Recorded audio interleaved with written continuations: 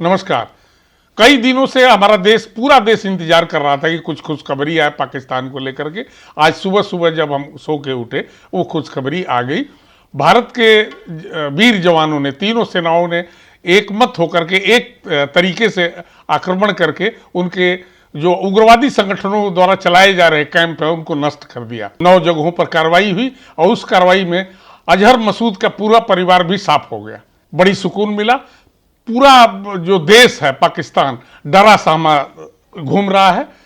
काफी हलचल है देश में। हमारे यहाँ उसके विपरीत स्थिति है। हमारे यहाँ खुशी मनाई जा रही है और शाबाश शाबाश की बातें की जा रही है। दरअसल मैं आपको बताना चाहता हूं कि पिछला जो कारगिल कॉन्फ्लिक्ट हुआ था उसको मैंने आंखों से देखा। मैं कवरेज के लिए गया था एक मीडिया मैन होने की वजह से। तो जो हौसला मैंने उन फौज के जवानों को देखा था, एक्चुअली जब कॉन्फ्लिक्ट होता है तो दूसरे देश की सीमा के अंदर प्रवेश नहीं किया जाता है, अपनी सीमा से ही वार करना पड़ता है। इस बार भी यही हुआ अभी तक और उस बार भी हुआ था। लेकिन मेरी जब बातचीत होती थी तो जवान इतने ज़्यादा उत्सुक थे कि थोड़ा सा आदेश मिले सरकार से और हम कुछ ही देर में लाहौर इस्लामाबाद को कैप्चर कर लेंगे। तो वो जो उनका जज्बा मैंने देखा है उसके आधार पर यह कह सकता हूं कि पाकिस्तान बिल्कुल टिक नहीं पाएगा। अगर उसने वार की घोषणा कर दी और क्रॉस बॉर्डर करके जाने की बात आ गई, 2 से 4 दिन से ज़्यादा समय नहीं लगेगा।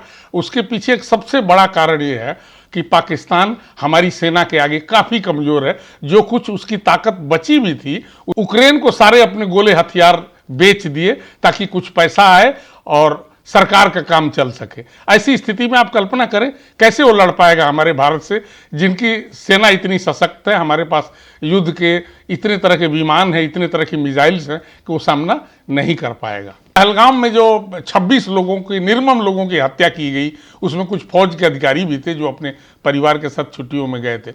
ये जो उनके माथे का सिंदूर खराब किया है, इसीलिए इसको ध्यान में रखते हुए भारत की सरकार ने सिंदूर नाम से ही ऑपरेशन चलाया। और ये बड़ी सुखद लगा सुन करके कि महिलाओं का सम्मान भी वापस आया और उनको अच्छी श्रद्धांजलि इसी तरह दी जा सकती थी।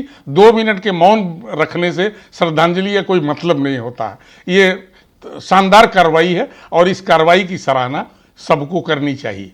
भारत की जनता को इन्वॉल्व करने के लिए शायद सरकार ने ऐसा इंतजामात किया है कि एक्चुअली जब कॉन्फ्लिक्ट होता है, लड़ाई होती है, तो देश के लोगों को भी तैयार किया जाता है। उसी तैयारी के तहत आज बहुत तमाम तरह की प्रैक्टिसेस हो रही हैं जिसमें रात को ब्लैकआउट किया जाएगा। ब्लैकआउट ये इस मामले में सिग्निफिकेंट है कि इस ब्लैकआउट का मतलब ये नहीं कि हम अंधेरे में छुप के बैठेंगे और ऊपर से हमारा दुश्मन वार करेगा। वो तो उसके पास ताकत ही नहीं है कि कर सके।